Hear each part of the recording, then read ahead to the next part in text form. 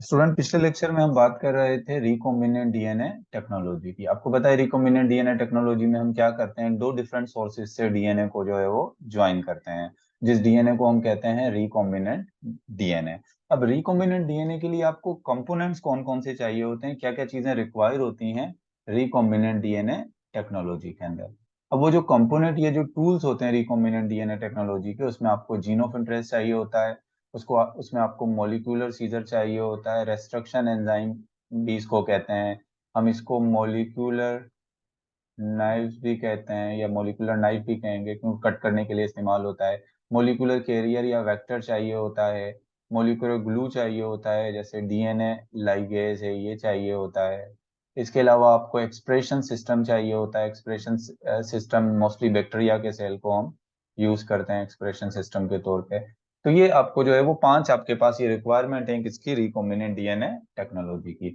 अच्छा, अगर आपसे पेपर में पूछ लिया जाए कि फाइव रिक्वायरमेंट बताएं, फाइव टूल्स बताएं रिकॉम्बिनेंट डीएनए टेक्नोलॉजी के, तो ये फाइव टूल्स हैं। या एमसीक्यूज में अगर पूछ लिया जाए इसमें से कौन कौन सी चीजें रिकॉम्बिनेंट डीएनए टेक्नोलॉजी में यूज होती हैं, तो ये ऑल ऑफ दीज जो है रिकॉम्बिनेंट डीएनए टेक्नोलॉजी में यूज होंगी।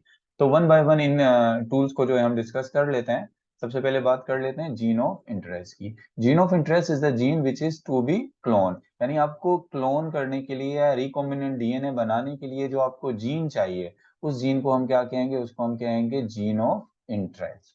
सही है। अब मिसाल के तौर पे ये एक डीएनए है। डीएनए आपको पता है डबल स्ट्रैंडेड होता है। तो अब यहाँ पर अगर हम देखें कि यहाँ पर जो है वो जीन है, ये जीन ए है, जीन बी है, जीन सी है, तो आपको कौन सा जो है वो जीन रिक्वायर है। मिसाल के तौर पे आपको बी जीन रिक्वायर है, तो आपका ये जो बी जीन है ये क्या है, ये आपका जीन ऑफ इंटरेस्ट है।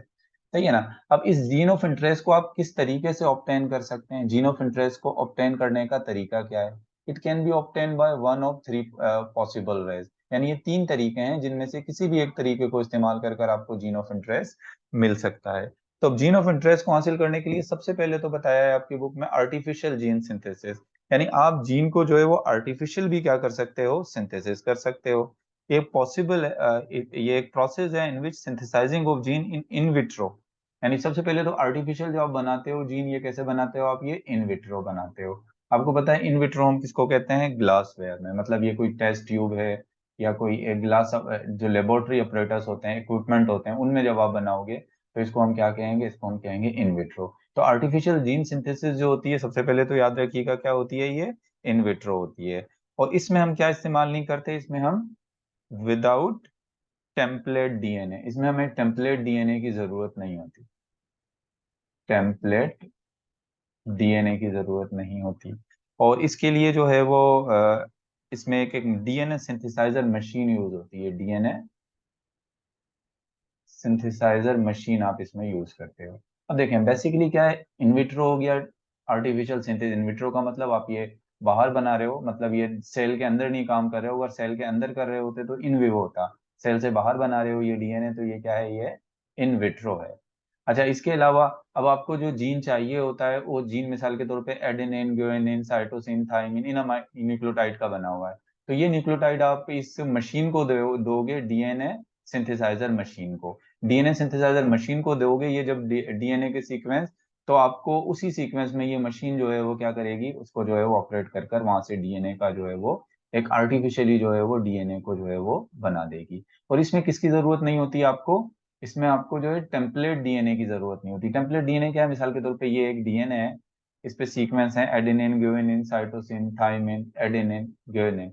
अब आपको जो जीन चाहिए, जो आपको जीन चाहिए होता है, उसका सीक्वेंस क्या है, thymine, cytosine, guanine, adenine, thymine, cytosine. तो अब ये क्या है, ये एक टेम्पलेट डीएनए। इस टेम्पलेट डीएनए से आप ये डीएनए बनाओगे अपना जीनोम, ये वाला डीएनए। मतलब टेम्पलेट डीएनए को आपने क्या किया है, इसमें यूज किया है।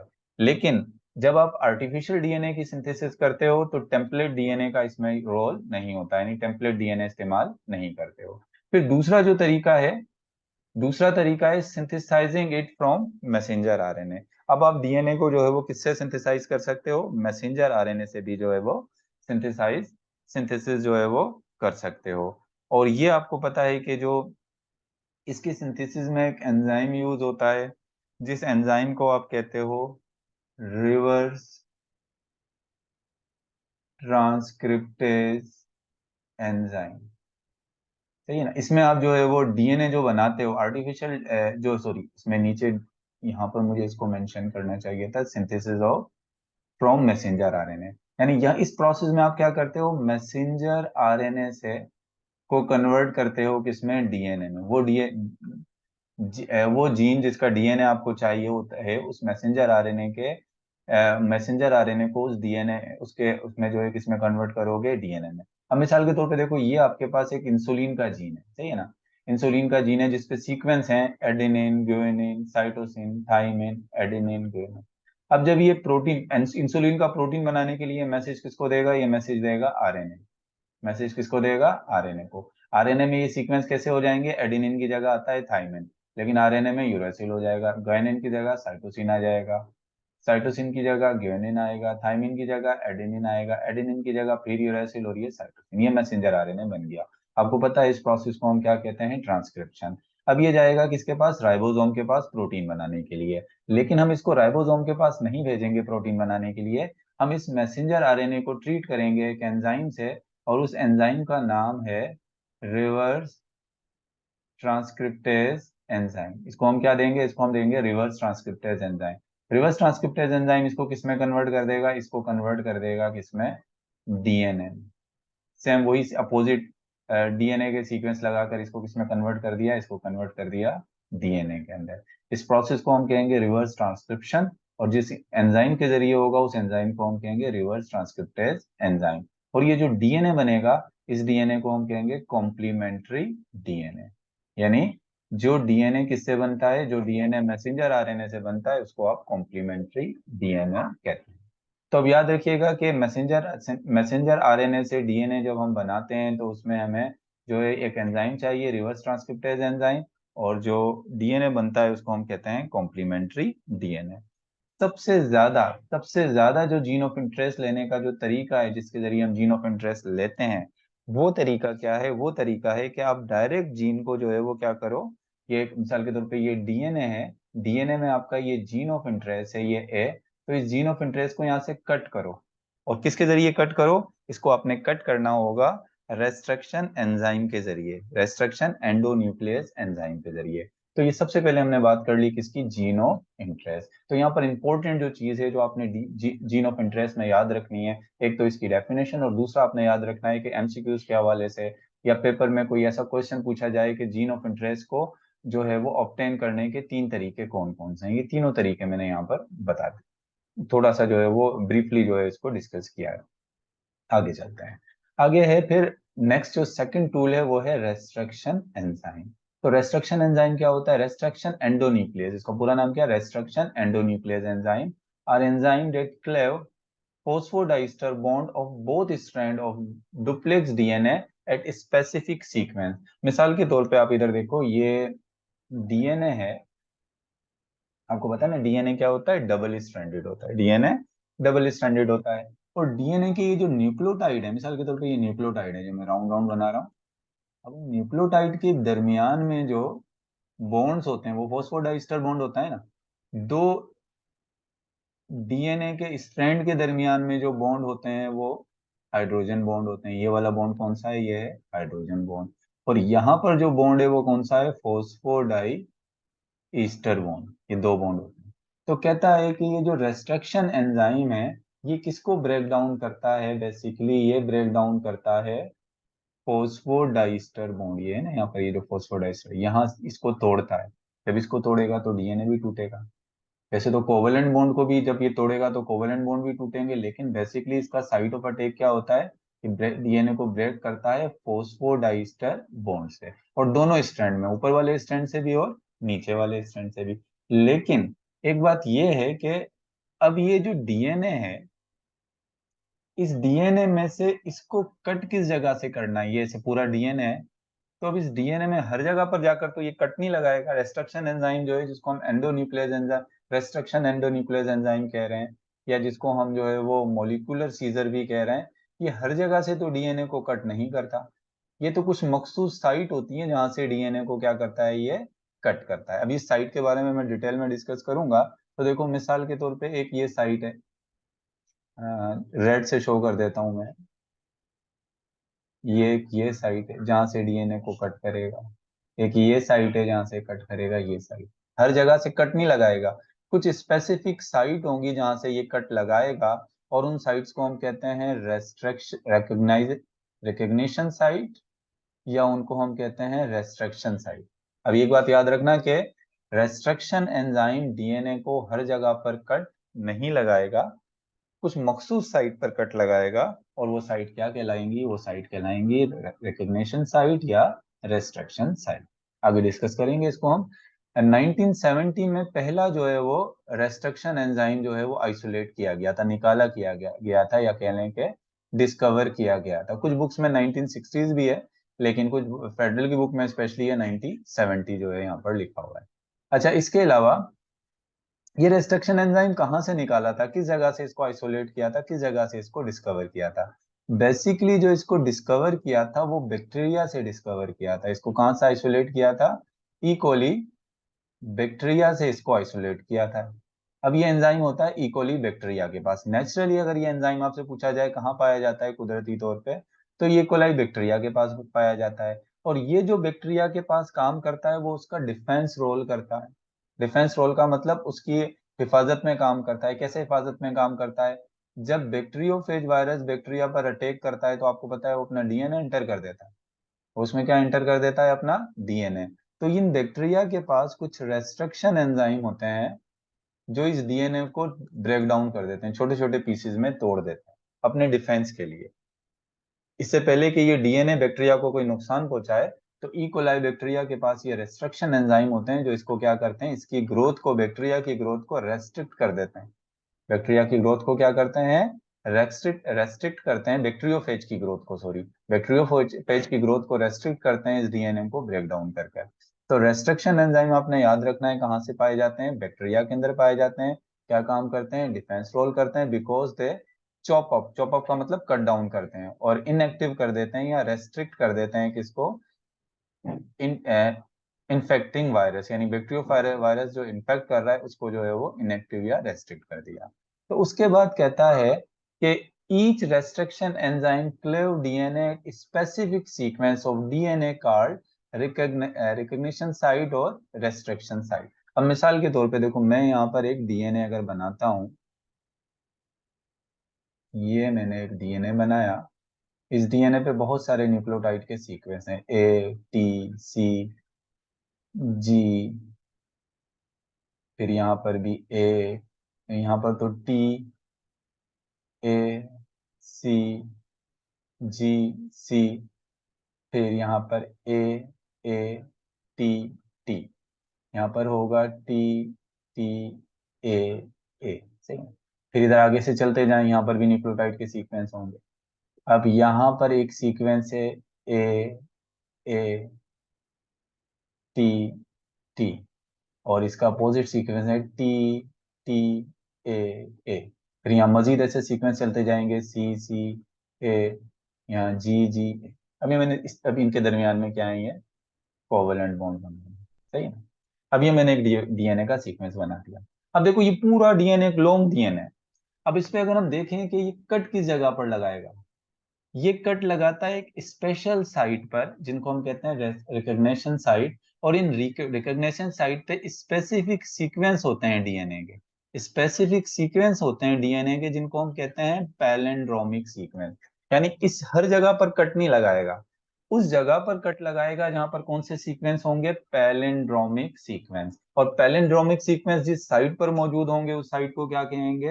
रिकग्निशन साइट, या उसको हम कहेंगे रेस्ट्रिक्शन साइट। देखो पैलिंड्रोमिक होता क्या है? इंग्लिश लैंग्वेज में हम जो ये पैलिंड्रोमिक कहते हैं, ऐसे वर्ड्स को कहते हैं, मिसाल के तौर पे जैसे ये डेड। डेड को आप इधर से पढ़ो तो भी डेड होगा, इधर से पढ़ लोगे तो भी डेड होगा।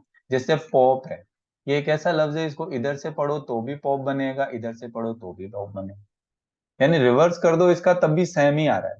या मॉम है, मॉम को भी आप देख लो दोनों तरफ से सेम। ऐसे वर्ड्स को हम कहते हैं पैलिंड्रोमिक, ऐसे वर्ड्स को हम क्या कहते हैं? पैलिंड्रोमिक। अब यहाँ पर आ जाओ कि ये पैलिंड्रोमिक का मतलब यहाँ पर क्या है। अब यहाँ पर आप एक चीज देखो जो मैं आपको बता रहा हूँ, यहाँ पर देखो, ये जो ए, ए, टी, टी है, ये ए, ए, टी, टी, इसका रिवर्स कहाँ मौजूद है, यहाँ मौजूद है TTA, ये साइड। और ये जो TTA है, इसका रिवर्स कहाँ मौजूद है, यहाँ मौजूद है। तो अब ये वाले साइड जो रिवर्स इसमें मौजूद है, ये पैलेंड्रोमिक साइड। ये कौन से साइड है, पैलेंड्रोमिक साइट है। और यहां से जो DNA कट जो होगा, इन साइट, जिस जगह पर ये साइट है, इनको हम कह रहे हैं रिकॉग्नाइजेशन या रेस्ट्रिक्शन साइट। और यहां से DNA क्या होगा, कट होगा। और कैसे कट होगा, इधर देखिए, मैं आपको थोड़ा यहाँ बता देता हूँ कट कैसे करेगा यहाँ से। कट कुछ इस तरह से होगा कि, एक मिनट, जस्ट ये इधर से, इसको इधर से कट कर दिया, एक इधर से कट लगाया, सही है ना, एक कट इधर से लगा दिया, और दूसरा कट इधर से लगा दिया। अब मैं इसको एक तस्वीर के जरिए समझाने की कोशिश करता हूँ, यहाँ शायद आपको समझ आएगी। ये देखो, अब ये जो मैंने बनाया, ये देखो कट इस तरह लगेगा।